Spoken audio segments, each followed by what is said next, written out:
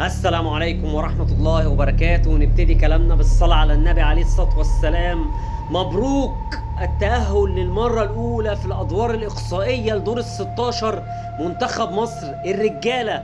كابتن حسام حسن، مليون سلام وتحية ليك.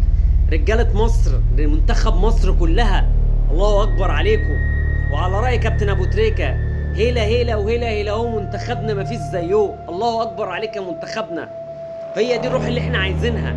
كل الناس، مفيش اختلاف، لا اهلي ولا زمالك ولا بيراميدز، اسمه منتخب مصر. شجع منتخب مصر. مباراة يعني اتحرق دمنا واعصابنا، كنا قاعدين.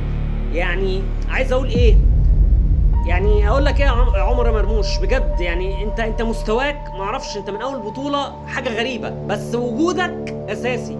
لان احنا عندنا 2 لعيبة بيلعبوا في الكلاس ايه والتوب ليفل في البريمير ليج، كابتن محمد صلاح وانت يا مرموش، وانتوا الاثنين الناس كانوا عاملين لكم حساب. بدأت المباراة يعني اقول لك ايه، كانت متوازنة وضغط مننا واستحواذ، واستراليا كانت بتلعب بالانسد ومتوازنة معانا. الدقيقة 5 أول تسديدة، وكانت كورة من استراليا خطيرة وجت في العارضة، ستر ربنا.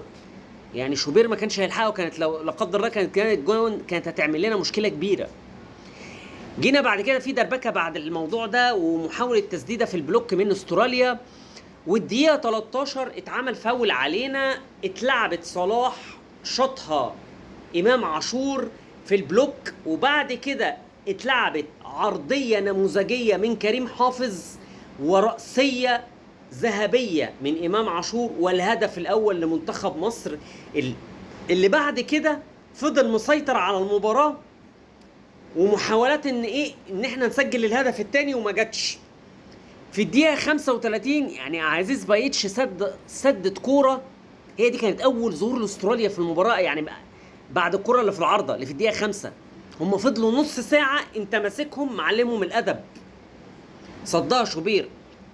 محاولات طبعا من عندنا، وانتهى الشوط الاول بتقدمنا 1-0. جينا الشوط الثاني في اول 20 ثانيه بينيه عالميه من صلاح، حطت مرموش قدام الجون. انا مستغرب مرموش ازاي بيضيعها. يا عم اعتبر استراليا نيوكاسل، ده جماهير نيوكاسل بتقول لك يا عم حرام عليك، انت بتحط فينا احنا الاجوان بس ليه؟ يعني انا مستغرب. بعد كده ابتدى الشوط الثاني بهي دي الفرصه دي، في الدقيقه 47 فدائيه من محمد هاني، اللي الناس طالعه برضه بتهاجمه وتقول له انت سجلت فينا جون. يا جماعه الواد يحسب ليه الوجود والحضور الذهني، ان هو بعد ما سجل الهدف فينا الماتش ما فرطش منه او راح تركيزه عن المباراه، بل العكس، فضل مركز ال 120 دقيقه. يعني ايه، ما فيش حد عايز يسجل في نفسه جوان يا جدعان. انا مش عارف ليه الناس بتاعت السوشيال ميديا، هو كل ما امام عاشور يحط جون محمد هاني يحط جون. طب هي قضاء وقدر يا جماعه، قضاء ربنا. طبعا الهدف الذاتي ده اربكنا شويه. كابتن حسام حسن بعد ما احنا كنا مربوبين، جت تغييرة حسام عبد المجيد وهيثم حسن انها تظبط المباراه، وان هيثم حسن الله اكبر عليه ينزل يغير المباراه ويمسكك الكوره. وحسام عبد المجيد كان وجوده ضروري، لان انت كان لازم يبقى الدفاع عندك متماسك على الاقل. وطبعا جت الدقيقه 79 واصابه كريم حافظ ان هو ما قدرش يكمل المباراه، ونزول تريزيجيه اللي كان بيتلعب اتقلبت الطريقه اللي 3-5-2، او تتلعب بان تريزيجيه بيلعب وينج طاير او باك طاير. طبعا احنا حاولنا كتير، هيثم حسن مسك الكوره، حاول كذا محاوله على المرمى. في الدقيقه 94 في الوقت بدل الضايع، عرضيه من صلاح نموذجيه. انا نفسي افهم الجون بتاع استراليا ده عمل ايه ان هو يجيب الكوره دي. الكوره دي كانت جون، ستر ربنا ما جاتش، الحمد لله. يعني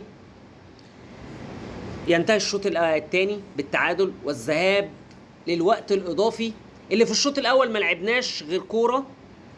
في الشوط الاول الاضافي اتلعبت من هيثم لمرموش، صلاح سددها فوق. الشوط الثاني الاضافي احنا خروج مرموش ونزول حمزه عبد الكريم، لان مرموش كان خلاص يعني بدنيا وذهنيا كان اوت اوف ماتش زي ما بيقولوا. تسديدات مننا، مروان، كرة مروان اللي غيرت اتجاهها وكانت الحارس لقاها في ايديه. تسديدة امام عاشور وطبعا نزول محمود صابر عشان ضربات الجزاء الترجيحية، وينتهي الشوط الثاني وتبدأ ضربات المعاناة الترجيحية. وأول تسديدة من استراليا هاري سوتر في السماء بيصطاد بيها عصافير، وتسجيل محمود صابر الهدف الأول، وإيرفين يسجل، ورامي ربيعة برواقة يحطها، وبعد كده مابل يسجل لاستراليا، والنجم صلاح يحطها بانينكا بالعقل، وهارينجتون يسددها وتيجي في شوبير ويصدها وتيجي في العارضة، ويسجل حسام عبد المجيد هدف التأهل لدور ال16. الحمد لله. اللي يجي على السكة أهلا بيه، ميسي، الراس الأخضر، الرجاء الأخضر، أي حد يجي. وأنا عايز أقول حاجة، وكانت اتقالت لي من حد فاهم كورة، قال لك إن لاعيبة النادي الأهلي في البطولات الدولية والعالمية زي كأس العالم للأندية اداهم ثقل إن هم ما يهابوش لما يجوا يلعبوا قدام الناس دي. فبجد مبروك منتخب مصر، لا عزاء للمغردين اللي كانوا عايزين يشمتوا فينا، وفي كابتن حسام حسن بالذات، ومنهم ناس يعني ربنا يصلح حالهم في السوشيال ميديا، ما بحبش اذكر اسم حد معين بس هم معروفين. بس بجد يا جماعه، انا قلتها في فيديو زمان في ماتش اوزبكستان اللي هو في الوديه زمان قبل كاس الامم، الناس كارهه حسام حسن لان هي شايفه ان هي ما ينفعش ان حسام حسن ياخد المكانه دي، عشان شايفينه لا ده اصغر مننا في السن، ده مش ما ينفعش. طب هو هيمسك امتى ما عنده 100 سنه؟ يعني عقليات في مصر كلها يعني هي دي الغل والحقد للاسف. اتمنى ان الناس يعني سيبوا بقى الناس تشتغل، الناس اللي بتحب بلدها بجد. مبروك يا عميد.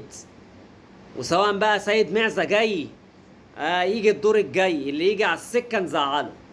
والله لو ميسي جه هياخد على عينيه باذن الله، وهنكسب باذن الله.